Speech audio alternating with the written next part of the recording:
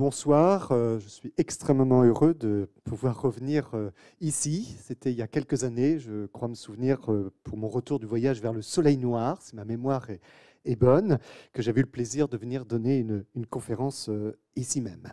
Alors pour répondre à votre question, Nedjma, c'est plutôt l'astrophotographie qui m'a amené à l'histoire des sciences. Et merci beaucoup, parce que ça permet d'aborder ma première diapositive, qui est l'occasion un petit peu de me présenter, parce que vous allez avoir différentes thématiques, différents thèmes sur lesquels je vais aborder à travers mon intérêt pour l'astronomie.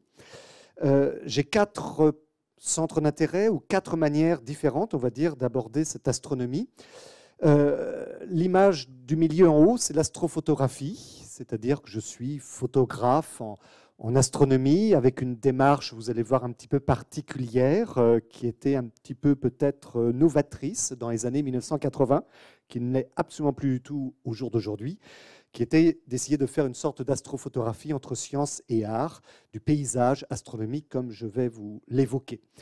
Mon deuxième thème de travail, je suis effectivement historien des sciences, c'est l'image que vous avez à gauche, et il se trouve que je suis spécialisé sur l'histoire de la navigation astronomique au XVIIIe et au XIXe siècle. Et pour être plus précis, et c'était mon sujet de thèse, et c'est toujours mon travail de recherche au jour d'aujourd'hui, je travaille sur l'histoire des observatoires astronomiques de la marine en France au XVIIIe et au XIXe, puisque jusqu'à une époque extrêmement récente, c'est-à-dire jusqu'au début des années 1990, comme vous l'imaginez bien, l'astronomie, la science des étoiles, était tout à fait nécessaire pour les marins afin de se guider sur les océans.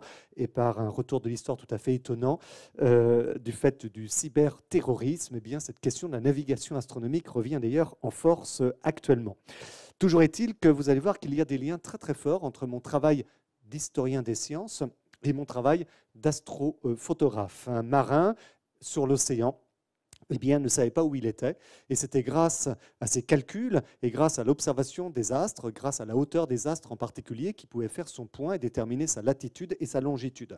Moi, en tant qu'astrophotographe, je sais où je suis sur Terre. Et je vais précisément aller à des endroits extrêmement précis où je vais calculer quand l'événement astronomique va être dans l'axe, dans l'azimut que je souhaite photographier avec le paysage terrestre au premier plan. Je suis dans la démarche exacte inverse d'un marin, ce qui est un élément, vous allez voir, assez intéressant.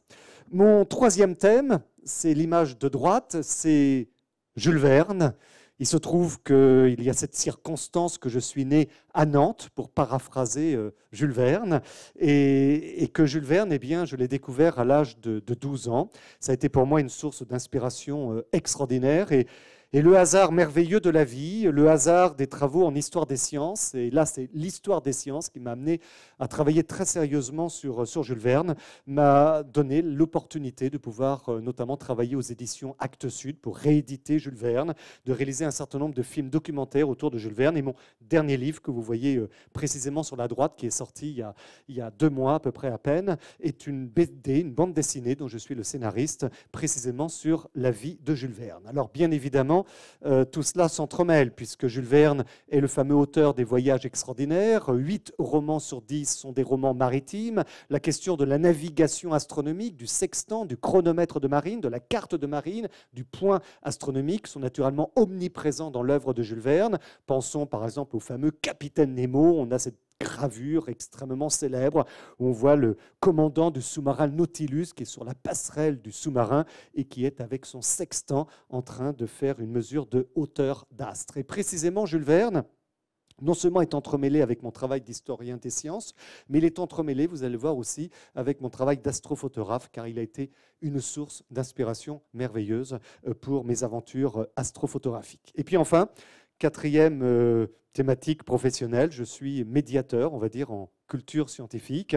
C'est une activité que j'exerce depuis 1984, puisque mon premier métier a été en 1984, pendant quelques années, d'être animateur au planétarium de Nantes. Et par un merveilleux retour de l'histoire, j'anime de nouveau un planétarium, mais pas à Nantes, dans un autre endroit que je vais vous faire découvrir ensuite.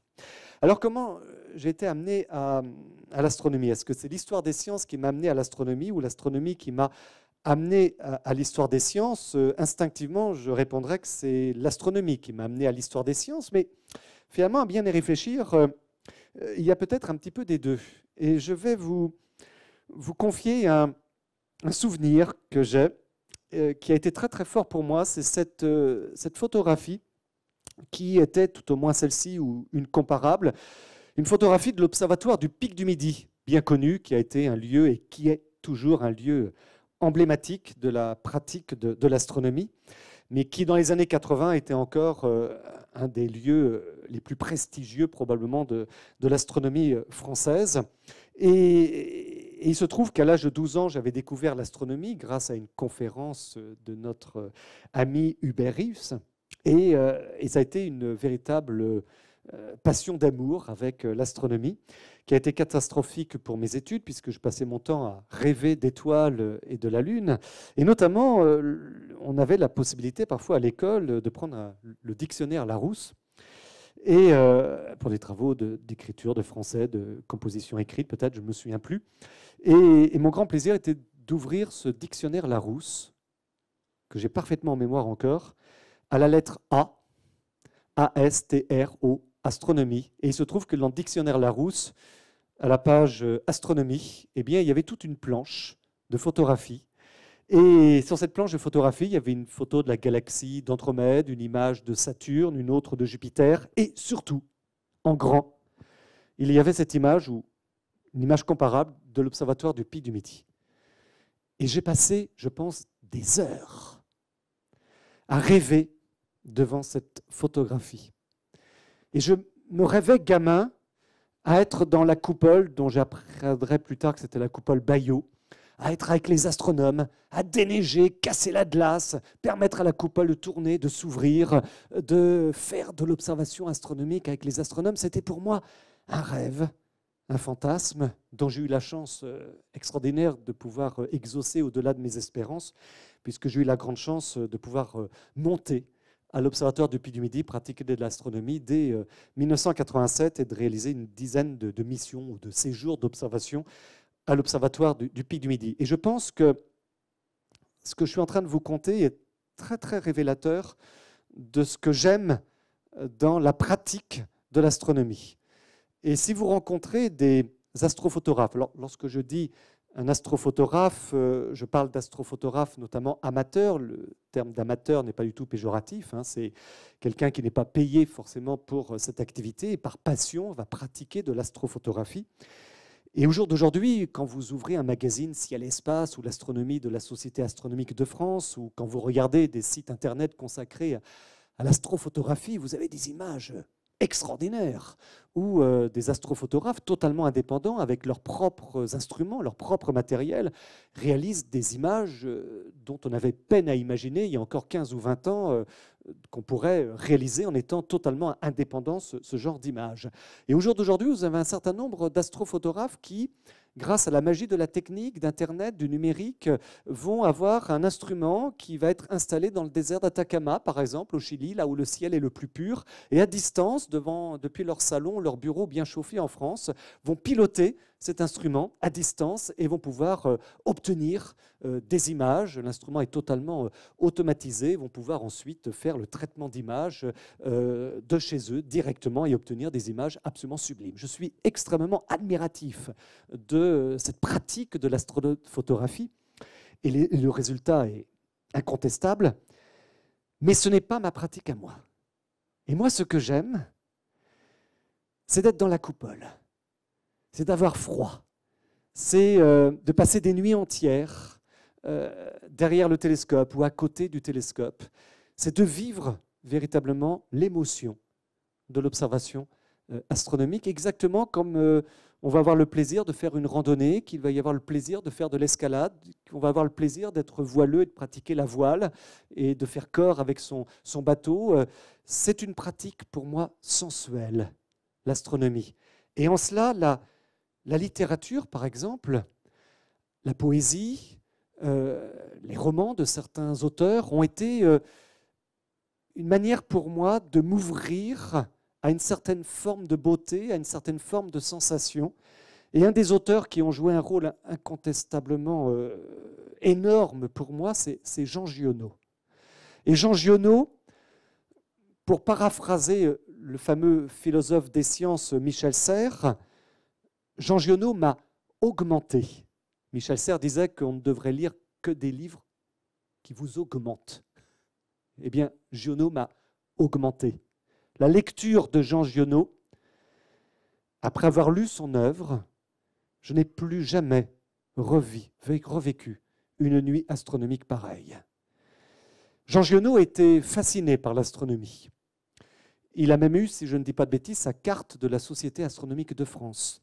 Il a été l'ami d'un astrophotographe très célèbre des années 1930, excusez-moi, monsieur de Kérolire, artiste, violoniste, astrophotographe talentueux, et qui va à un moment donné être chargé de l'observatoire de Fort-Calquier, qui va être la base avancée de ce qui deviendra quelques années plus tard, à quelques kilomètres, le fameux observatoire d'astronomie du CNRS, de l'observatoire de Saint-Michel. Et ce sont les travaux de M. de Kérolire qui va permettre de prouver qu'à côté de Manosque et de Fort-Calquier, dans les Alpes d'Haute-Provence, il y avait, disait-on à l'époque, le ciel le plus pur d'Europe.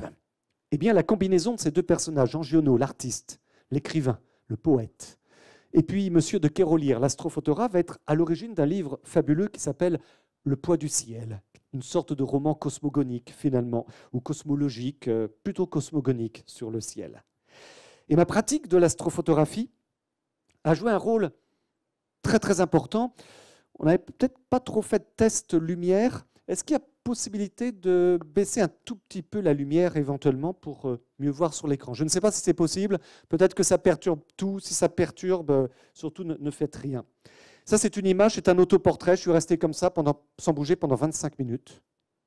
Voilà. Bon, les astrophotographes sont un petit peu bizarres, hein.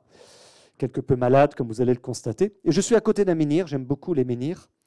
Et je me permets, si vous me le permettez, de vous lire le début d'un roman qui s'appelle « Que ma joie demeure » de Jean Giono et qui a eu un rôle pour moi tout à fait extraordinaire. Ne serait-ce que le début de ce livre. Je cite. « C'était une nuit extraordinaire. Il y avait eu du vent, il avait cessé, et les étoiles avaient éclaté comme de l'herbe.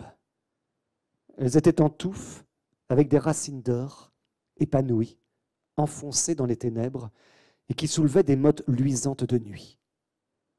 Jourdan ne pouvait pas dormir. Il se tournait, il se retournait. Il fait un clair de toute beauté, se disait-il. Il n'avait jamais vu ça. Le ciel tremblait comme un ciel de métal. On ne savait pas de quoi, puisque tout était immobile, même le plus petit pompon d'osier. Ça n'était pas le vent, c'était tout simplement le ciel qui descendait jusqu'à toucher la terre, racler les plaines, frapper les montagnes et faire sonner les corridors des forêts. Après, il remontait au fond des hauteurs. Jourdan essaya de réveiller sa femme. « Tu dors ?»« Oui. »« Mais tu réponds ?»« Non. »« Tu as vu la nuit ?»« Non. » »« Il fait un clair superbe. » Elle resta sans répondre et fit aller un gros soupir, un claquet des lèvres, et puis un mouvement d'épaule comme une qui se défait d'un fardeau. « Tu sais à quoi je pense ?»« Non. »« J'ai envie d'aller labourer entre les amandiers. »« Oui. »« La pièce, là, devant le portail. »« Oui, oui. »« En direction de Fra Joséphine. »« Oui, dit-elle. » Elle bougea encore 2 ou 3 fois ses épaules, et finalement elle se coucha en plein sur le ventre, le visage dans l'oreiller. « Mais je veux dire, maintenant, dit Jourdan. Il se leva. Le parquet était froid. Le pantalon de velours glacé. Il y avait des éclats de nuit partout dans la chambre. Dehors, on voyait presque comme en plein jour le plateau et la forêt crémone. Les étoiles s'éparpillaient partout. Jourdan descendit à l'étable. Le cheval dormait debout. Il ouvrit le grand ventail. Il donnait directement sur le large du champ. Quand on avait vu la lumière de la nuit, comme ça, sans vitre entre elle et les yeux, on connaissait tout d'un coup la pureté. On s'apercevait que la lumière du fanal, avec son pétrole, était sale et qu'elle vivait avec du sang charbonné. Je pourrais continuer tout le livre comme ça. Et ben ça m'émeut. Et quand j'ai lu ce livre, qui est rempli de... Il peut y avoir un chapitre entier où il ne se passe rien, consacré à des émotions, à la contemplation, à un lever de soleil, à la façon de préparer, de boire un café à l'aube. Et chaque fois que je me fais un café, personnellement, après une nuit d'observation, vers 4 ou 5 heures du matin, je repense à certains passages de Jean Giono. Tout ça pour vous dire que la pratique que j'ai personnellement, en tout cas, de l'astronomie, on a plein de pratiques différentes, qui sont toutes fascinantes. Personnellement, ce que j'aime, c'est presque une expérience métaphysique. Un moment extraordinaire quand vous êtes seul la nuit. L'astrophotographie est souvent une pratique solitaire. Quand vous êtes seul la nuit, forcément, bien souvent dans des lieux quelque peu déserts, oui, parce que l'astrophotographe est quelqu'un de très très bizarre. Il déteste quasiment l'humanité, l'astrophotographe. Il va là où il n'y a aucune pollution lumineuse, donc loin des villes, loin des villages. Songez que le paradis des astronomes, c'est le désert d'Atacama au Chili, le désert le plus sec au monde. Vous voyez quand même une idée de la mentalité des astronomes et des astrophotographes. Donc forcément, l'astronome, il se retrouve parfois dans le désert, en plein cœur de l'Afrique, au sommet d'une montagne, ou dans la campagne, loin de toute pollution, sous un ciel superbe. Et je peux vous assurer que quand vous vous allongez sur l'herbe, que vous regardez la voûte céleste, vous êtes dans une expérience presque métaphysique. On pourrait même dire métaphysique, comme l'a dit merveilleusement bien Hubert Reeves, étant donné que nous sommes fruits de cette histoire de l'univers, que la matière qui nous compose, tous ces atomes ont été pour l'essentiel engendrés, fabriqués à l'intérieur des étoiles, et que nous faisons donc intégralement partie de cette histoire de l'univers. Mais comme l'a merveilleusement bien dit Hubert Reeves, finalement, quand on regarde un ciel étoilé, c'est d'une certaine manière l'univers qui se regarde lui-même à travers nos propres yeux. Alors ici, nous sommes dans mon observatoire, c'est un autoportrait. Je précise que mon observatoire est situé à la Chapelle-aux-Lys. Vous ne connaissez peut-être pas, 256 habitants. C'est situé au sud-est de la Vendée, dans les collines vendéennes. Et j'ai choisi spécialement ce lieu il y a une quinzaine d'années parce que, précisément, le ciel est probablement un des ciels les plus purs de cette petite région de Vendée-Bretagne, on va dire. Depuis quelques années, j'ai la chance également d'aller régulièrement en Afrique. Pas depuis 2 ans, bien évidemment. J'y retourne dans quelques semaines. Mais sinon, je vais régulièrement en Afrique puisque j'ai eu la chance fantastique de pouvoir créer un observatoire astronomique que j'ai baptisé Nyota Observatory. Nyota signifiant en langue swahili, une des langues communes de l'Afrique, signifiant étoile, l'observatoire des étoiles, dans un lieu assez fascinant puisqu'il s'agit du Rift, l'un des berceaux de l'humanité. Nous sommes à 50 km de la ligne de l'équateur, dans un lieu absolument incroyable pour observer la voûte céleste. Et j'accompagne régulièrement 8 personnes qui viennent découvrir avec moi l'Afrique, sa faune, sa fleur, ses paysages et son ciel étoilé absolument extraordinaire. Si jamais vous êtes intéressé, n'hésitez pas à venir m'en parler à l'issue éventuellement de la projection. L'astrophotographie, l'astronomie en général, c'est aussi beaucoup de patience, puisque finalement un astronome, c'est quelqu'un qui passe son temps à attendre que le ciel se dégage. S'il y a bien une chose qu'on ne maîtrise absolument pas, c'est la météo. On peut vous calculer avec une précision fantastique un phénomène astronomique tel une éclipse, le passage d'un satellite devant Jupiter ou bien d'autres phénomènes. Mais fera-t-il beau? Le ciel sera-t-il sans turbulence? Le ciel sera-t-il transparent? Jusqu'au dernier moment, il y a un doute. Et bien évidemment, l'astrophotographie, elle est bien souvent agrémentée d'échecs, et ces échecs font partie de la manière de sublimer finalement une observation astronomique. C'est comme un match de foot. Si on gagnait à tous les coups, ce ne serait pas très drôle. Et c'est précisément le fait de rater un certain nombre d'observations, ces échecs, qui vont sublimer finalement la réussite. Et là, vous me voyez ici dans mon véhicule, dans mon observatoire ambulant. Nous sommes dans l'archipel des Féroé, non loin du cercle polaire. Et le ciel est complètement couvert. Et j'attends. Je vais passer une partie de la nuit à attendre éventuellement que le ciel se dégage pour peut-être photographier une aurore polaire. Photographier, obtenir une image, c'est quelque chose finalement d'assez nouveau en astronomie, qu'on peut dater assez précisément. Cette habitude qu'ont les astronomes de vouloir à tout prix garder une image, eh bien, elle date finalement du mois de novembre 1609. On a totalement changé de pratique de l'astronomie. Il y a un avant et un après novembre 1609. Novembre 1609, pour la première fois, un homme, il n'est pas tout à fait le premier à quelques semaines près, mais il est le premier à avoir l'instrument suffisamment précis et surtout à aller très très loin dans sa démarche. C'est bien entendu Galilée, vous l'avez reconnu. Galilée qui est un physicien, ce n'est pas proprement parlé un astronome. Galilée qui a entendu parler de l'invention, probablement en Hollande, d'un instrument totalement révolutionnaire, mais qui n'intéresse pas beaucoup les scientifiques à ce moment-là, parce que c'est un instrument, la lunette, vous l'avez reconnu, qui est un instrument plutôt de foire, un instrument qui intéresse les militaires, parce qu'il permet de voir sans être vu, éventuellement, mais c'est un instrument qui est bourré de ce qu'on appelle d'artefacts, de reflets, de problèmes d'achromatisme, de défauts, etc. Et un certain nombre de scientifiques considéraient, mais on ne peut pas pratiquer de la science avec cela. Un instrument qui déforme autant la réalité.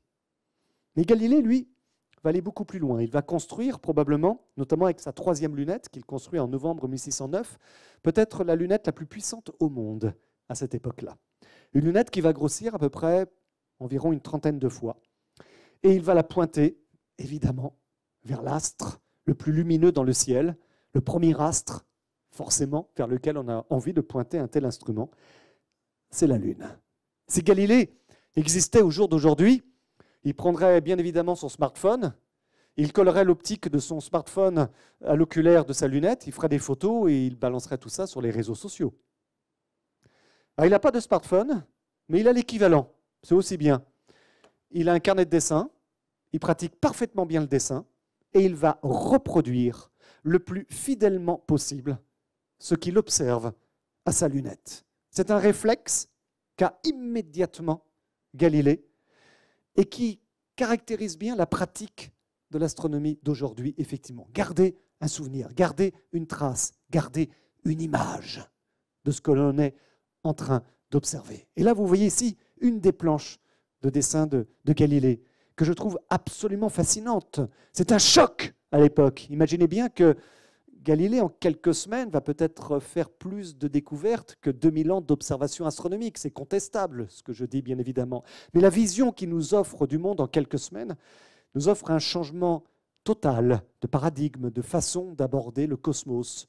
La Lune, la plupart des savants, des philosophes, à l'époque, pensaient que c'était une boule parfaite, sans aucune aspérité. Et il va découvrir qu'il a le sentiment d'observer une autre terre. C'est ce que dit Galilée dans l'ouvrage qu'il va publier quelques mois plus tard. Une autre terre, parce qu'il les découvre et il les dessine des montagnes à la surface de la Lune, des vallées, des plaines, et ça ressemble à la Terre. Et cette pratique de garder une image pour pouvoir transmettre ce savoir, cette façon de décrire le monde, eh bien, ne va plus jamais s'arrêter jusqu'au jour d'aujourd'hui. Quand on pense à l'astronomie, je pense qu'on a tous en tête notamment les images du télescope spatial Hubble qui, sans nul doute, ont totalement bouleversé, là aussi, notre vision d'appréhender le cosmos. Alors voici mon propre observatoire. C'est un joli matériel que vous ne trouverez pas au catalogue de la Redoute, puisque c'est du matériel entièrement fait sur mesure. Mais au jour d'aujourd'hui, vous avez des astrophotographes qui ont des télescopes jusqu'à 1 mètre de diamètre. Bon, ça reste exceptionnel. Donc ce n'est pas un télescope d'une taille fantastique. Je me pose de temps en temps la question éventuellement d'avoir un instrument plus gros, mais ce n'est pas forcément ma priorité. C'est un instrument qui est donc sur le site que nous habitons désormais avec ma petite famille. C'est un observatoire qui est un toit roulant, ce n'est pas une coupole. Donc le toit roule sur des rails, permettant ainsi à l'astronome, en l'occurrence à moi-même, de pouvoir pointer le télescope vers n'importe quelle région du ciel. Alors voici quelques-unes de mes nos astrophotographies. Je vais vous en montrer juste quelques-unes rapidement. Ici, c'est une image que j'ai prise en 1994. C'est une image, comme toutes les images que je réalise, qui sont prises sans trucage. C'est du 100% bio. Il n'y a pas de filtre, il n'y a pas de bidouille sur ordinateur, il n'y a pas de photo sandwich, deux photos collées l'une contre l'autre pour donner l'illusion, par exemple, d'une grosse pleine lune au-dessus d'un paysage. Ça ne m'intéresse absolument pas. Et en l'occurrence ici, ce que vous voyez, c'est la Lune qui est en train de passer devant le Soleil. Et pourquoi ces couleurs? Tout simplement parce que c'est une éclipse de Soleil qui a été visible au coucher du Soleil. Et pour prendre cette image, je suis parti pendant un mois. Je suis parti sur les pistes du Haut-Atlas, dans le massif Azurki, à 2500 mètres d'altitude, dans un endroit que j'ai parfaitement calculé avec ma calculatrice Hewlett-Packard HP41CX, et qui va permettre de déterminer l'endroit précis sur le bord d'un précipice où je serai pile dans l'axe où j'aurai la Lune, le Soleil, au coucher du Soleil. Voilà, c'est un événement de cette manière-là que je n'ai vécu qu'une seule fois. La Lune, photographiée ici il y a quelques semaines, est un astre absolument fascinant à observer. J'ai des amis quelquefois qui me demandent, ça fait depuis 40 ans, quasiment plus de 40 ans même que tu observes la Lune, tu t'en lasses pas, toujours la même chose, la Lune, il ne se passe rien. Oui, c'est vrai, il ne se passe rien sur la Lune. Et en même temps, la Lune, tout est jeu de lumière. Ce n'est jamais pareil, le jeu de lumière ne sera jamais tout à fait le même. Et puis la Lune, c'est l'astre le plus proche de la Terre. J'aime bien donner cet effet de comparaison au niveau spatial, de rappeler qu'une fusée, enfin un vaisseau spatial qui veut atteindre la Lune, c'est à peu près 3 jours de voyage. C'est rien. Alors qu'un vaisseau spatial qui veut quitter le système solaire, c'est à peu près 40 ans. Et un vaisseau spatial qui veut atteindre l'étoile la plus proche, c'est environ 40 000 ans. Et là, on prend conscience que la Lune, à 3 jours, c'est véritablement la porte à côté. Ce qui fait que la moindre petite lunette, à 50 € dans le commerce, vous permet déjà de découvrir un monde fantastique. Tout comme Galilée, vous allez découvrir encore en mieux les montagnes, les vallées, les plaines. Et c'est un paysage absolument extraordinaire. Il m'arrive quelquefois, c'était le cas il y a quelques nuits, de passer 1 heure au sommet de mon escabeau, l'œil à l'oculaire. Quand les conditions sont bonnes, qu'il n'y a pas de turbulence, je vais grossir beaucoup. Et puis là, je vais rester au-dessus, par exemple, du cirque Copernic, magnifique cratère de 93 km de diamètre avec des montagnes de 4500 mètres de profondeur. Et j'assiste à un coucher de soleil à l'intérieur de ce cirque. C'est magique. L'astrophotographie permet de photographier des nébuleuses. Mes images n'ont rien d'extraordinaire. Encore une fois, j'ai des collègues astrophotographes qui font beaucoup mieux que moi. Et puis les images sont loin d'être travaillées suffisamment. Ça, c'est une image prise cet hiver de la constellation d'Orion, qui est située à 1500 années-lumière de la Terre, qui est une nébuleuse à l'intérieur de laquelle des étoiles sont en train de naître. C'est un nuage de gaz interstellaire, beaucoup plus gros que le système solaire, qui est en train de s'effondrer sur lui-même et qui donne naissance à des étoiles. Il y a quelque chose de fascinant d'assister à de tels phénomènes, puisque notre propre Soleil, qui est une étoile tout à fait banale, eh bien, est né dans une nébuleuse comparable il y a environ 5 milliards d'années.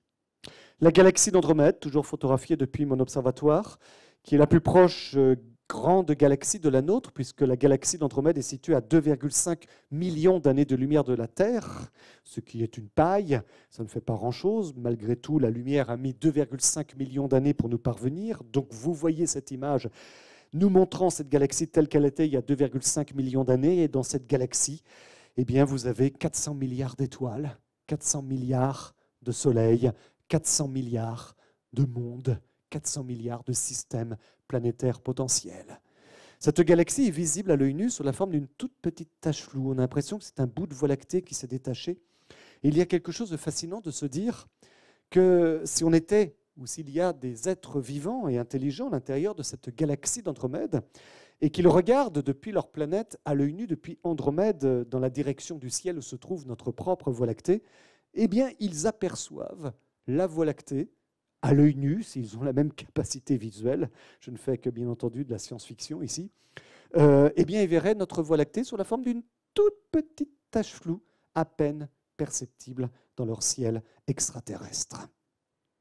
La galaxie M51, galaxie située à près de 34 millions d'années de lumière, photo que j'ai prise il y a quelques semaines, constitué de près de 1000 milliards de soleils. Quand on fait de l'astrophotographie ou de l'astronomie, l'histoire est toujours entremêlée. Quand vous êtes avec des astronomes, si vous allez à une nuit des étoiles ou si vous allez dans un observatoire, forcément, à un moment donné, on va vous raconter des histoires. On va vous parler comment cette galaxie a été découverte, ce qu'on y a observé, quel astronome s'est distingué dans le passé face à cette galaxie, par exemple. Et là, quand on observe la galaxie dite des chiens de chasse, la galaxie M51, eh bien, forcément, on évoque le fameux astronome Lord Ross, qui est un richissime Irlandais, astronome passionné par le ciel, et qui, grâce à sa fortune, va réaliser ce qui était à l'époque le plus grand télescope du monde et qui va l'être durant une bonne soixantaine d'années, un télescope qu'il surnommait le Léviathan, un télescope de 1,80 m de diamètre. Le jeu, lorsqu'on allait rendre visible à Lord Ross, c'était de se prendre en photo en étant à l'intérieur du tube, debout, sans se courber. Télescope qui a été remis en service pour la médiation aux cultures scientifiques, puisque cet observatoire existe toujours, avec un musée fantastique que je vous invite à visiter à Bird, en Irlande, où les cahiers d'observation de Lord Ross sont exposés. Regardez ces dessins, l'astrodessin, qui est une pratique de l'astronomie, je ne vais pas avoir beaucoup de temps de vous en parler, mais qui, elle aussi, est une pratique absolument merveilleuse. Regardez ces astrodessins de Lord Ross avec son Léviathan, ce plus grand télescope du monde, qui était d'une telle puissance, d'un tel entonnoir à lumière, qui avait une telle capacité de capter la lumière et donc de voir des choses qu'aucun œil humain n'avait pu encore enregistrer à l'époque. Et notamment, il va être le premier à voir et à dessiner ce qu'on appelle galaxie, mais qu'on appelait nébuleuse spirale à l'époque, avec cette forme de tourbillon extraordinaire qui laissera supposer à certains scientifiques, tout comme l'avait déjà imaginé Emmanuel Kant un siècle plus tôt, qu'il ne s'agissait peut-être pas de nébuleuse faisant partie de notre galaxie, mais peut-être d'une autre Voie lactée, d'une autre galaxie, d'un autre univers, ce qui est effectivement aujourd'hui démontré, puisque ce que vous voyez ici, c'est un autre univers avec près de 1000 milliards de soleils à l'intérieur. Quand on contemple le ciel, tout comme lorsqu'on contemple la nature d'une manière générale, on peut débattre sur le fait, est-ce que le savoir, est-ce que la connaissance va renforcer le plaisir de la contemplation? J'ai eu quelques débats parfois avec des amis qui me disent que la science avait tendance au contraire à enlever de la poésie du plaisir. Moi, je ne comprends pas du tout cette démarche, elle est au contraire inverse. À mon sens, contempler le ciel sans rien savoir, c'est beau, effectivement, mais c'est une sorte de vaine contemplation. Et contempler le ciel, contempler la nature, contempler des astres, en ayant une connaissance, un savoir sur la nature de l'objet qu'on est en train de voir, à mon sens, transcende cette contemplation. Je prends un exemple, par exemple, sur cette image, c'est un autoportrait. Là, on me voit ici en train de tendre la main. On est en Afrique, au Nyota Observatory, et on voit deux étoiles très lumineuses qu'on voit merveilleusement bien à l'œil nu.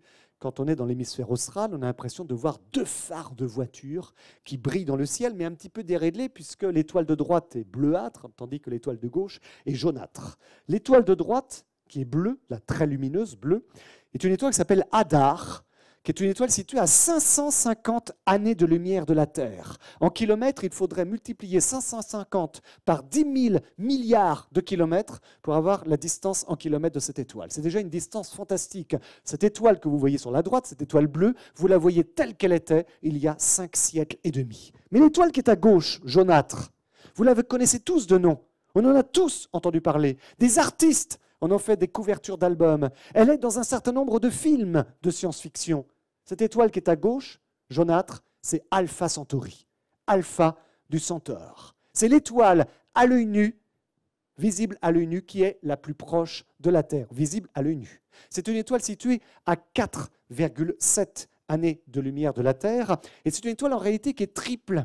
C'est comme beaucoup de soleils, comme beaucoup d'étoiles finalement, notre Soleil est un cas à part. Enfin, il y a beaucoup d'étoiles qui sont seules, mais il y a beaucoup d'étoiles également qui sont doubles, triples ou quadruples, c'est-à-dire qu'au lieu d'avoir une étoile avec des planètes, eh bien, vous avez une étoile avec d'autres étoiles qui tournent les unes autour des autres, autour d'un foyer commun. et éventuellement avec des planètes.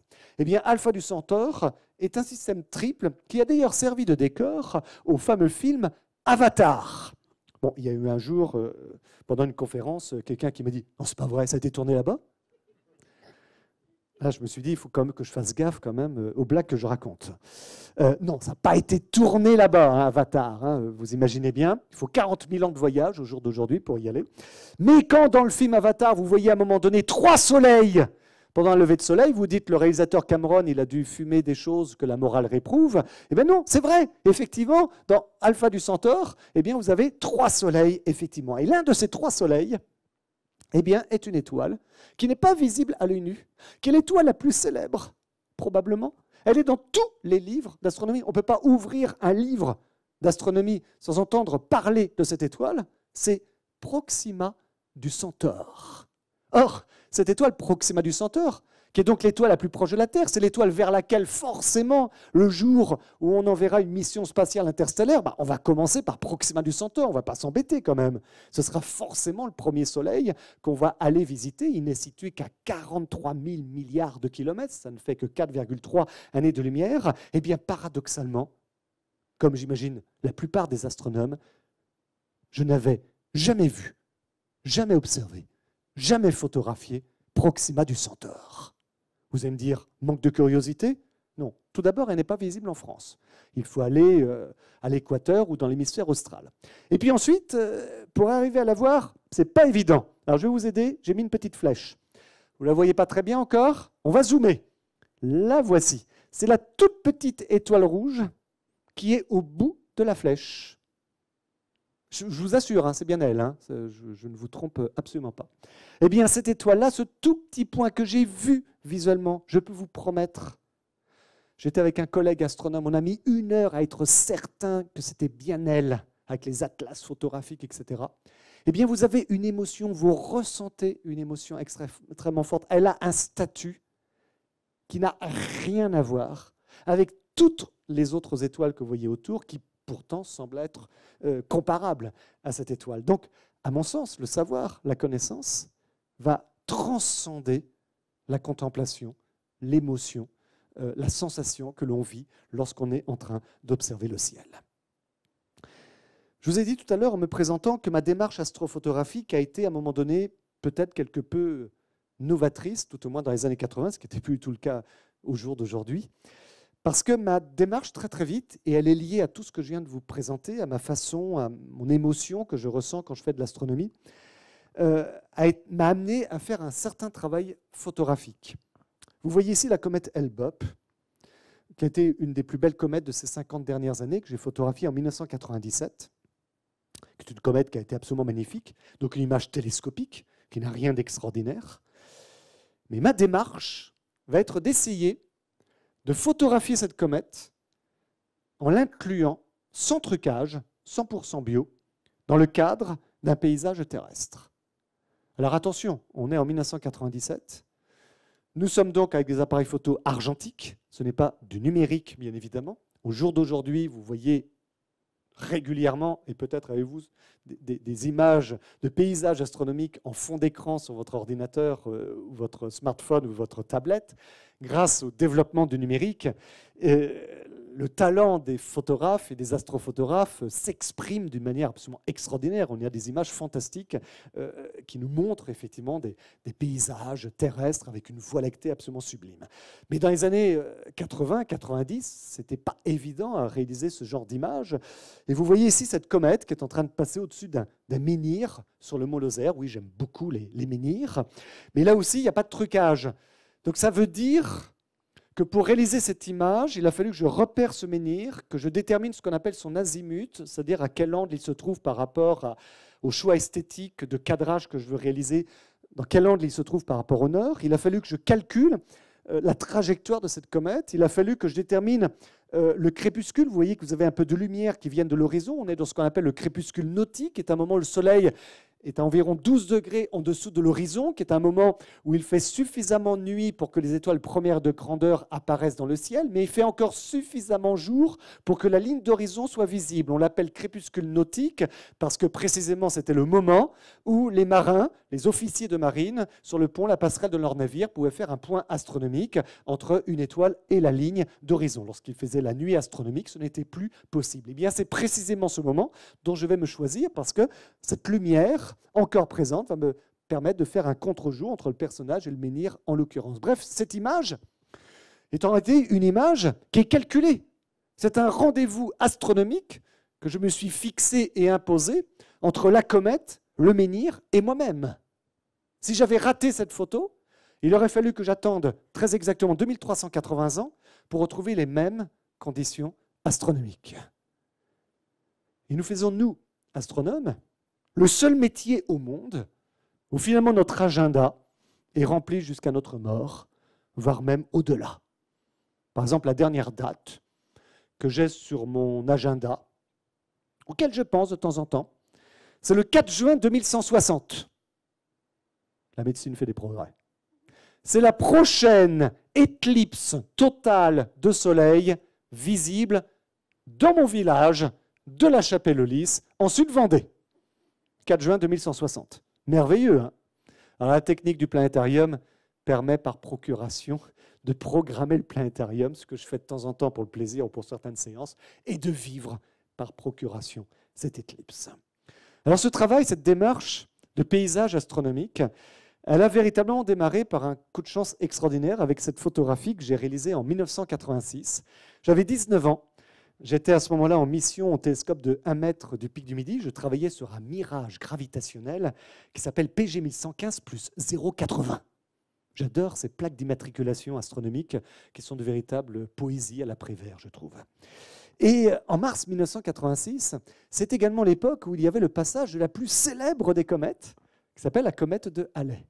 Et ça faisait depuis plusieurs mois que je réfléchissais à l'idée d'essayer de réussir une photographie, ce qui n'était vraiment pas évident à l'époque, où on aurait le paysage fascinant du pic du Midi, avec ses coupoles, les montagnes enneigées, le ciel étoilé, et cette comète qui passe dans le ciel. Et par un coup de chance fantastique, j'ai réussi cette image qui est la chance du néophyte, du débutant, de l'amateur, de la jeunesse peut-être, dans sa composition, dans le temps de pause. Et par un concours de circonstances non moins fantastique, cette image a été prise par l'agence de presse Gamma, qui était la première agence de presse photo au monde à l'époque.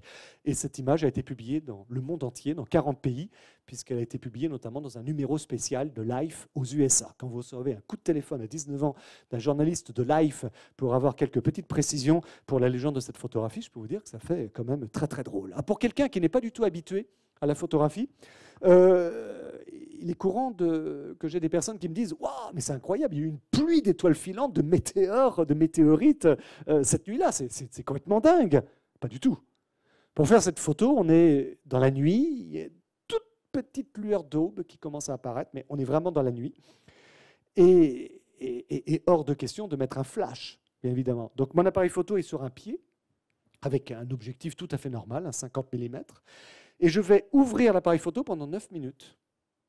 Donc c'est une pause photographique pendant 9 minutes, où pendant 9 minutes, l'appareil photo enregistre l'image. Et qu'est-ce qui se passe pendant ces 9 minutes? Eh bien, la Terre roule sur elle-même, et en apparence, toute la voûte céleste bascule. Cette pluie d'étoiles que vous voyez ici n'est qu'une illusion. C'est en réalité la rotation de la Terre qui est imprimée sur l'image photographique par le déplacement apparent des étoiles. Et parmi cette pluie d'étoiles apparentes, il y en a une qui a une traînée, c'est la comète de Halley.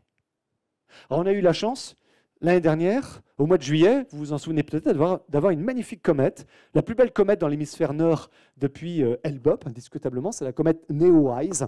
Ça a été la surprise de l'année absolument incroyable. En plus, je ne sais pas comment c'était dans la région parisienne, je crois qu'il faisait très beau. J'ai vu des photos superbes, même avec la tour Eiffel de cette comète, tellement elle était lumineuse, même en plein Paris. Et ça a été une comète absolument incroyable. Je peux vous assurer que j'ai fait maison à part avec mon épouse pendant 1 mois, hein, parce que là, c'était tellement beau que je dormais dans mon bureau, qui est séparé de la maison, et je vivais entre l'observatoire et mon bureau. J'ai pris des centaines d'images, ici, des images télescopiques. Ici, on voit la comète en train de se lever au-dessus des collines depuis mon observatoire, ici au-dessus d'une de nos tentes, de notre jardin. Et puis cette image, pour la petite... Vous voyez suffisamment bien les images, hein. C'est moi qui suis ébloui. Non, ça va? Le projecteur vous éblouit pas trop? Non, ça va? Et ça, c'est au-dessus du clocher de l'église de la Chapelle-aux-Lys. Pour la petite anecdote, je voulais absolument réussir à obtenir une image symbolique qui deviendrait historique de cette comète Neowise au-dessus du petit clocher, qui est un joli petit clocher du XIIe siècle de la Chapelle-aux-Lys, de mon petit village. Sauf que les points de vue, ça n'arrivait pas à marcher. J'avais toujours des fils électriques. Il fallait que j'arrive à être en hauteur. Et puis en discutant avec monsieur le maire, avec Philippe, qui est un ami, il me dit à quelle hauteur il faut que tu sois. Je dis 6 ou 8 mètres, ce serait bien, mais enfin je ne vois pas comment faire. Il me dit pas de problème, je vais emprunter le télescopique à Jaco, et puis à quelle heure il faut que tu travailles? 1h du matin, parfait, pas de problème. À 1h du matin, donc, tous les lampadaires étaient éteints, bien évidemment. Et puis monsieur le maire est arrivé, gyrophare, un boucan pas possible, ça a réveillé tout le village. Et puis je me suis installé dans la nacelle, je suis monté jusqu'à 8 mètres de hauteur, et je pense être peut-être le premier astrophotographe au monde à réaliser une image astrophotographique en contre-plongée au télescopique. Et là, j'ai pris conscience que finalement, un télescopique, ça ressemble beaucoup à un télescope. Il y a juste le hic qui est rajouté, tout simplement.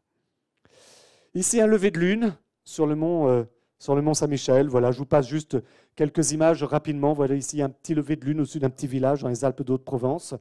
En vous disant que ce travail nécessite aussi toute une composition d'une diagonale, voilà, que j'essaye de réfléchir pour calculer mes rendez-vous astronomiques, comment le croissant de lune, je vais l'orienter, ou plutôt comment je vais jouer, parce que ce n'est pas moi qui oriente le croissant de lune, bien évidemment, entre le paysage, entre le monument, la manière dont le croissant de lune va s'orienter, et tout cela se calcule, bien évidemment, pour essayer d'avoir une diagonale qui soit harmonieuse entre l'élément astronomique et le paysage que je suis en train de réaliser. Et en cela, je me suis beaucoup inspiré de travaux artistiques. Je ne vais pas tous les citer, juste un, notamment de Caspar David Friedrich, bien connu, peintre romantique allemand par excellence, qui a réalisé un certain nombre de peintures, de paysages astronomiques, pourrait-on dire, et notamment de conjonction, ici ce croissant de lune avec la planète Vénus. Il est tellement précis dans son travail qu'on peut recalculer le moment précis où Caspar David Friedrich a observé un événement astronomique de ce type qui lui a inspiré la peinture qu'il a réalisée ensuite, tout comme d'ailleurs Van Gogh. On peut réaliser les calculs après coup et déterminer le moment où le peintre Van Gogh a réalisé ses peintures. Ici, un petit croissant de lune qui se couche au-dessus de la chapelle Saint-Thé, la Pointe du Vent. Ici, un petit croissant de lune au milieu des ruines de l'abbaye de Beauport, dans les Côtes d'Armor. Ici, un lever de la constellation d'Orion au-dessus du lac de la Toba, dans la Sierra de Cuenca, en Espagne. Alors là, volontairement, j'ai scanné l'image en vous montrant l'ensemble de l'image, parce que tout ce que vous avez vu jusqu'à présent, enfin une partie, n'est pas du numérique, mais de l'argentique. Et non seulement c'est de l'argentique, mais je prends un malin plaisir à travailler aussi avec une chambre photographique. Oui, je sais, je suis un petit peu malade. C'est ce qu'on appelle du 4-5 inch, c'est-à-dire que ça vous permet de faire des images qui font 9 cm sur 13, ce qui est un peu un gag de faire de l'astrophotographie de paysage avec ce type de matériel photographique, mais ça permet de faire des images d'une qualité absolument incroyable, de redresser notamment aussi par l'effet optique propre à la chambre des effets de ligne de fuite ou d'effets de perspective. Ici, un lever de lune au-dessus de la centrale thermique de Cordemais de la Loire, par exemple. Ici, un portrait, c'est un autoportrait, un hommage au film 2001, Odyssée de l'espace. Vous avez le petit croissant de lune qui se lève pile au-dessus d'Aménir, mais en réalité, c'est un zoom à l'intérieur de l'image, parce que l'image est tellement pure, tellement précise, grâce à la dimension du plan film, eh bien, qu'on peut agrandir l'image de 10 mètres de côté, absolument sans aucun problème. Le plaisir aussi de ce travail astrophotographique, c'est que quand vous appuyez sur le déclencheur, à la différence d'un appareil photo numérique, vous allez multiplier les images. Quand vous appuyez sur le déclencheur, je peux vous dire que vous réfléchissez à 10 fois, parce que naturellement, le coût n'est absolument pas du tout le même. Puis vous avez éventuellement juste la possibilité de faire 2, 3, 4 prises de vue. Et sans compter qu'il faut attendre ensuite le retour chez vous au labo photographique pour développer l'image. Et vous allez avoir l'émotion extraordinaire, presque plus forte au moment de la prise de vue, l'émotion après le fixateur, après le traitement chimique qui va révéler si vous avez raté ou réussi, voire même au-delà de vos espérances, l'image. Jules Verne. Jules Verne, je vous l'ai évoqué, je l'ai découvert à l'âge de 12 ans, en même temps que je découvrais l'astronomie, a été une source d'inspiration fantastique pour moi. Je vous ai dit que Giono a été pour moi un auteur qui m'a augmenté, qui m'a donné à contempler différemment le ciel. Eh bien, Jules Verne, lui, m'a augmenté également et a été une source d'inspiration fantastique dans l'idée du voyage, de l'aventure scientifique, d'une façon d'appréhender le monde, d'une façon de voyager à travers ses romans. Je vais un petit peu accélérer le mouvement parce que sinon je peux vous parler pendant des heures de Jules Verne, que j'ai eu la joie de pouvoir rééditer, notamment aux éditions Actes Sud. Et Jules Verne qui nous parle régulièrement d'astronomie, je ne peux m'empêcher de citer notamment le roman Hector Servadac, avec cet astronome Palmyrin Rosette qui voyage sur une comète, découvrant notamment cette comète, mais tout le système solaire. C'est un véritable voyage spatial à travers les profondeurs du système solaire. Petite anecdote, les ingénieurs de l'Agence spatiale européenne qui n'avaient pas lu ce roman de Jules Verne ont baptisé la toute première sonde spatiale qui s'est posée, qui allait tourner autour d'une comète et faire poser un engin sur une comète, la mission Rosetta. Et l'astronome de Jules Verne, qui travaille sur la comète, s'appelle Palmyrin Rosette. Incroyable. Eh bien voilà ce que dit Jules Verne. La comète s'appelle Gallia. Mais alors, Gallia s'avançait vers un monde merveilleux qu'aucun œil humain n'avait encore pu contempler de si près. Oui, le professeur avait raison de ne plus quitter son observatoire. Jamais astronome, et un astronome est plus qu'un homme, puisqu'il vit en dehors du monde terrestre, ne s'était trouvé à une pareille fête des yeux, que ces nuits galliennes étaient belles. Pas un souffle de vent, pas une vapeur n'en troublait la sérénité. Le livre du firmament était là, tout ouvert, et se laissait lire avec une netteté incomparable. Bien évidemment, on peut aussi évoquer le roman Le Rayon Vert. Là aussi, je vais peut-être pas prendre le temps de détailler ce roman, juste pour dire que, sans nul doute, Jules Verne est l'auteur, l'homme, qui a popularisé le rayon vert, indiscutablement, qui était un phénomène connu, mais qui, pendant très longtemps, était un phénomène pas vraiment pris au sérieux par les savants. C'est véritablement à partir des années 1850, notamment au Bureau des longitudes, qu'on trouve dans les procès-verbaux. Eh bien, cette question de ce rayon vert, s'agit-il d'un véritable phénomène ou une histoire que racontent notamment les marins?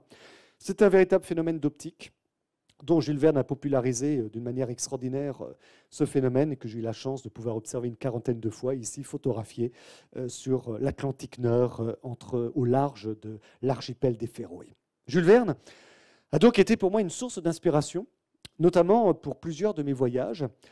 Entre autres, un voyage que j'ai baptisé « Voyage vers le soleil noir », qui est un voyage qui allie tous mes centres d'intérêt.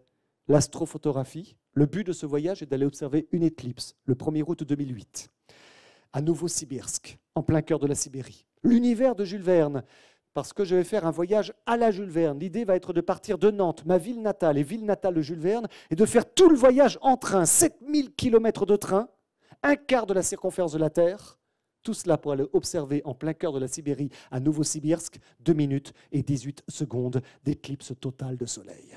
Mais c'est également un voyage initiatique en histoire des sciences, car l'idée ne va pas être de faire le voyage d'une traite, mais de m'arrêter grâce au train qui a cette magie de rentrer à l'intérieur des villes. On peut descendre du train, reprendre un train le lendemain ou 2 jours plus tard. Et là, dans ces gares, dans ces villes, je vais aller dans des observatoires, dans des bibliothèques. J'avais des rendez-vous avec des historiens des sciences, des philosophes, des astronomes, pour découvrir, faire découvrir l'importance des éclipses dans notre façon d'appréhender le monde. La première preuve considérée comme telle par Aristote au 3e, 4e siècle avant notre ère comme quoi la Terre est ronde, est démontré grâce à l'observation d'une éclipse de lune où Aristote nous démontre d'une manière très très simple que la forme de la Terre, l'ombre de la Terre qui est projetée sur la Lune est une ombre qui est ronde. Donc la Terre est ronde. La première preuve, tout au moins considérée comme telle à l'époque, de la relativité générale d'Albert Einstein en 1919 a été donnée au moment d'une éclipse totale du Soleil qui permettait d'observer au moment de l'éclipse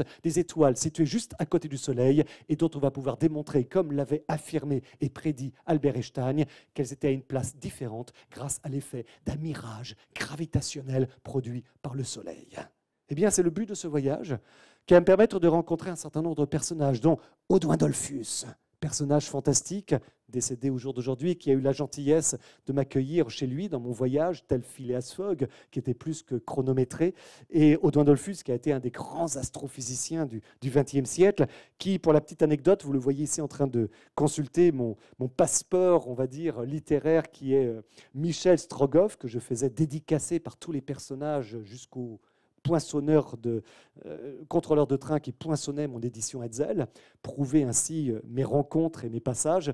Et Audouin Dollfus qui aura l'étonnant humour, je trouve, de m'arrêter à un moment donné dans la conversation que nous avons eue en me disant que je ressemblais comme deux gouttes d'eau à Nicolas Copernic.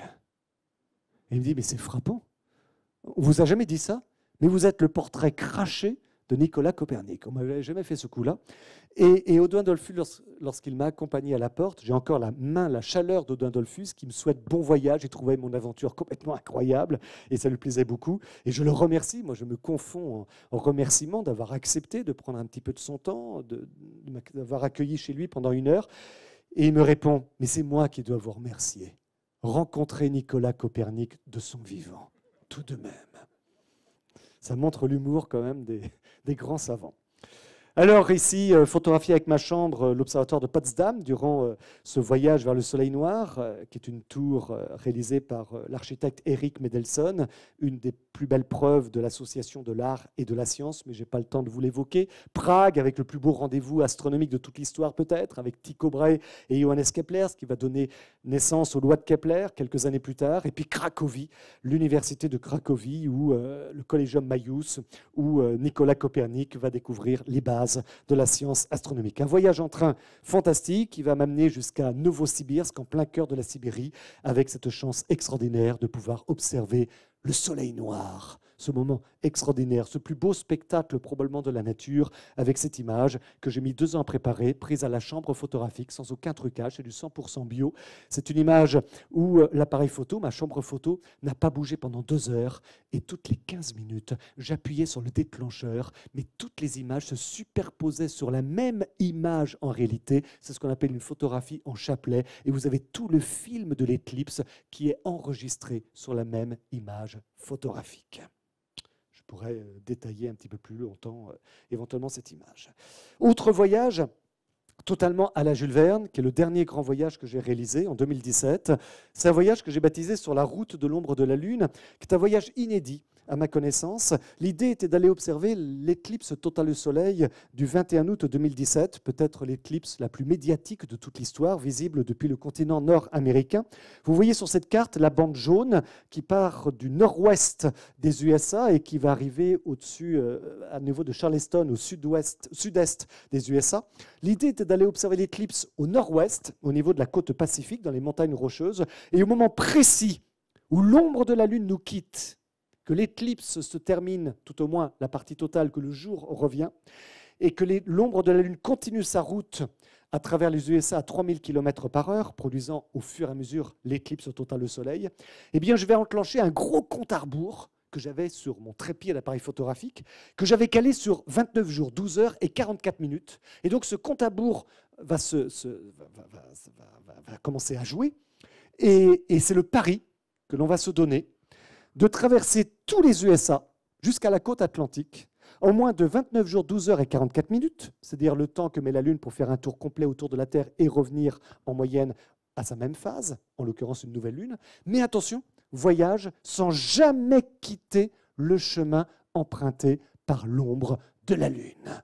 Contrainte géographique, qui est une contrainte extraordinaire, parce que durant tout ce voyage, l'idée va être de réaliser un film documentaire que je vais réaliser moi-même pour avoir un regard sur l'Amérique par le prisme de l'éclipse. Tout le monde a observé cette éclipse, même Donald Trump, qui a voulu défier le soleil en direct à la télévision en voulant observer l'éclipse sans lunettes de protection spéciale éclipse, jusqu'à ce qu'un conseiller très rapidement voyant la méprise du président vienne tapoter sur l'épaule du président et que tout le monde a entendu « Monsieur le Président, vos lunettes !»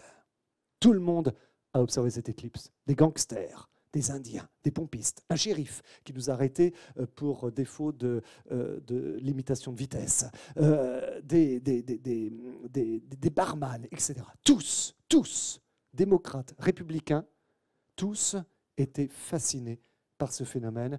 Et c'est un regard finalement sur l'Amérique grâce à cette contrainte géographique que nous allons vivre en famille, puisque j'entraîne mes enfants dans cette histoire avec une aventure tout à fait extraordinaire. Je vous passe juste un tout petit extrait, ça dure 3 minutes, qui présente un petit peu ce voyage. Le 21 août 2017, l'ombre de la Lune était projetée sur la Terre, produisant l'un des plus beaux spectacles de la nature, celui d'une éclipse totale de soleil.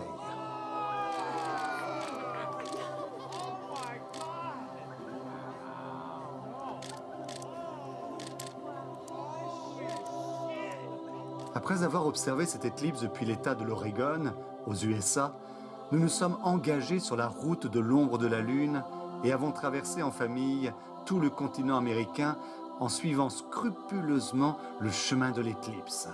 Un voyage inédit à la Jules Verne qui aura permis de découvrir une Amérique par le prisme de l'éclipse.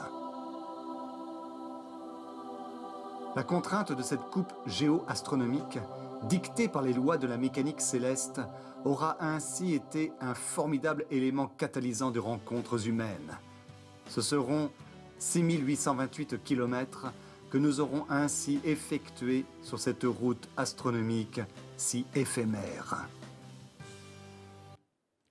Alors c'est un voyage que le film dure 1 heure, vous pouvez le voir, il est en libre sur ma chaîne YouTube au jour d'aujourd'hui. C'est une découverte également de l'histoire américaine tout à fait extraordinaire, mais j'ai peu de temps malheureusement pour vous évoquer quelques éléments de ce voyage et ses sources d'inspiration, ce que l'on y apprend. Très rapidement, en quelques minutes, malheureusement, juste pour vous dire que la médiation en culture scientifique, et nous sommes à la Cité des sciences et de l'industrie, et donc dans un lieu essentiel pour parler de médiation, de faire découvrir la science, est un élément, une pratique qui a toujours fait partie de ma pratique de l'astronomie. Comme je vous l'ai dit, mon premier métier est d'être animateur au Planétarium de Nantes.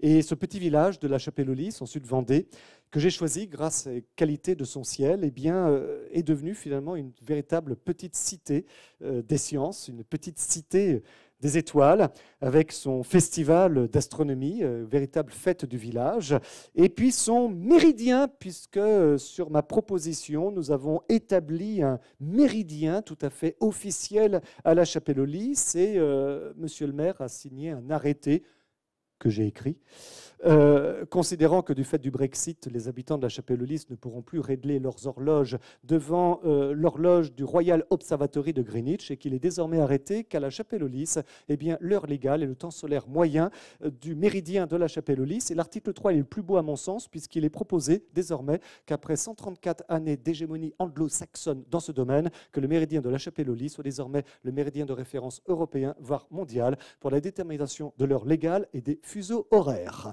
Monsieur le maire de la Chapelle-aux-Lys, c'est passé au 7-9 de France Inter et de RTL. C'est bien entendu une boutade, mais c'est faire de la science en s'amusant, parce que ça permet de comprendre qu'est-ce que c'est un méridien. Ça fait rire, et puis après, lorsqu'on a bien ri, on explique c'est quoi un méridien. Un équateur, on comprend bien, un méridien, c'est une convention géopolitique où la science a un petit peu son mot à dire, mais enfin, pas beaucoup tout de même. Et ça permet bien entendu d'avoir du coup un travail de médiation qui est particulièrement intéressant. Et puis, ce village, il est un véritable musée à ciel ouvert, puisque nous avons conçu un véritable musée sur 6,5 km avec tout un espace muséographique le long de sentiers de randonnée avec des bornes que vous voyez de assez grande qualité dans leur design et leur travail de scénographie et de mise en 300 pages qui permet, grâce à un effort du cœur et un changement d'échelle, de découvrir l'histoire de l'univers. Chaque fois que vous parcourez 1 mètre, vous parcourez 3 millions d'années, vous découvrez toute l'histoire du cosmos jusqu'à l'humanité. Et puis par un autre parcours, vous découvrez aussi les dimensions du système solaire et de l'espace interstellaire en faisant 1 mètre, l'équivalent de 5 millions de kilomètres. Et c'est l'objet, comme vous pouvez le voir ici, parfois de visites particulièrement importantes à l'intérieur de ce village qui a eu cette particularité aussi d'y voir la construction d'un planétarium. Vous voyez le planétarium en cours de construction. On a l'impression que c'est un véritable lemme Apollo qui est en construction dans ce qui était l'ancien presbytère. Il n'y a plus de curé, qui est devenu cabinet médical. Il n'y a plus de médecins, mais désormais, il y a des astronomes. C'est devenu, au jour d'aujourd'hui, le planétarium de la Chapelle-de-Lys. C'est tout un espace muséographique. Et selon l'inventaire que j'ai fait de l'inventaire des planétariums, des 950 planétariums qui existent dans le monde, sauf erreur de ma part, la Chapelle-de-Lys, avec ses 256 habitants, est la plus petite commune au monde à posséder un planétarium. Ce qui est tout à fait extraordinaire, comme vous pouvez le constater.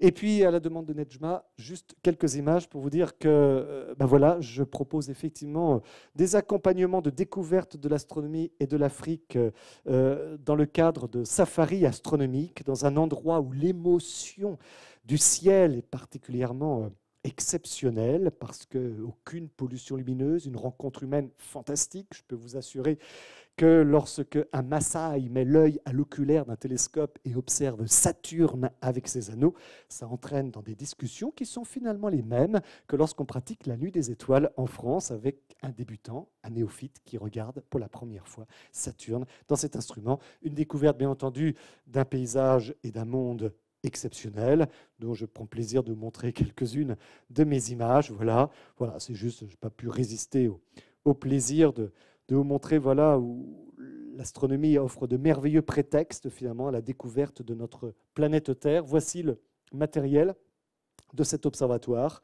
Les observations, le passage de l'ISS, voilà, la station spatiale, mais chose impossible à voir par contre en France. Le petit trait que vous voyez sur la droite, ce n'est pas l'ISS, ce n'est pas n'importe quel satellite artificiel, c'est le fameux télescope spatial Hubble, qui passe quasiment toutes les nuits au-dessus du Nyota Observatory. Je peux vous dire qu'il y a une certaine émotion de voir ce petit point de lumière qui traverse le ciel et de se dire que c'est le télescope qui a totalement révolutionné notre vision du ciel. Ça, c'est une image de la Voie lactée que j'ai prise en 1 semaine d'observation, 69 photos qui permettent d'avoir un portrait de notre Voie lactée. Et si Nedjma me le permet, je voudrais terminer juste par une dernière image que j'ai réalisé dans le Masai Mara, mais surtout vous lire un petit texte. J'ai 3 minutes, ça va? Un petit texte qui résume bien, à mon sens, ce plaisir de la contemplation du ciel et tout ce que ça entraîne. C'est un texte qui s'appelle « Le dépouillement par l'espace » de Henri Michaud. Je vais essayer de bien vous le lire. Ce n'est pas un texte facile. N'hésitez pas à fermer les yeux et vous imaginez sous un ciel étoilé. Enfin, avant de rentrer, je lève la tête. Un ciel noir s'étendait partout avec beaucoup d'étoiles. Je m'y abîmais. Ce fut extraordinaire. Instantanément dépouillé de tout comme d'un par-dessus, j'entrais en espace. J'y étais projeté, j'y étais précipité, j'y coulais, par lui, happé, violemment, sans résistance. Prodige jamais soupçonné. Pourquoi ne l'avais-je connu plus tôt? Après la première minute de surprise, il paraissait tellement naturel d'être emporté dans l'espace. Et pourtant, combien de fois n'avais-je pas regardé d'aussi beau et de plus beau ciel sans autre effet qu'une vraie et vaine admiration. Admiration. Antichambre. Rien qu'antichambre. Une fois de plus, je le vérifiais. C'était ce que je vivais, bien autre chose que de l'admiration, un registre tout différent. Quoi au juste? Ce n'est pas facile à saisir. Comme soustrait à la terre, me sentant emporté invinciblement par le haut, entraîné toujours plus loin grâce à une merveilleuse invisible lévitation, dans un espace qui ne finissait pas, qui ne pouvait pas finir, qui était sans commune mesure avec moi, qui toujours plus me tirait à lui, je m'élevais de plus en plus, aspirais inexplicablement, sans qu'évidemment je puisse jamais arriver. D'ailleurs, arriver où? Cela aurait pu être épouvantable. C'était rayonnant. Le statique, le fini, le solide avaient fait leur temps. Il n'en restait rien, ou comme rien. Dépouillé, je filais, projeté, dépouillé de possession et d'attributs, dépouillé même de tout recours à la terre, délogé de toute localisation, dépouillement invraisemblable qui semblait presque absolu, tant j'étais incapable de trouver quelque chose qui ne m'eût pas ôté. C'est certain. Jusqu'ici, je n'avais pas vraiment vu le ciel. J'y avais résisté, le regardant de l'autre bord, du bord du terrestre, du solide, de l'opposé. Cette fois, la rive effondrée, je m'enfonçais, vertigineusement, je m'enfonçais en haut. Je vous remercie de votre attention.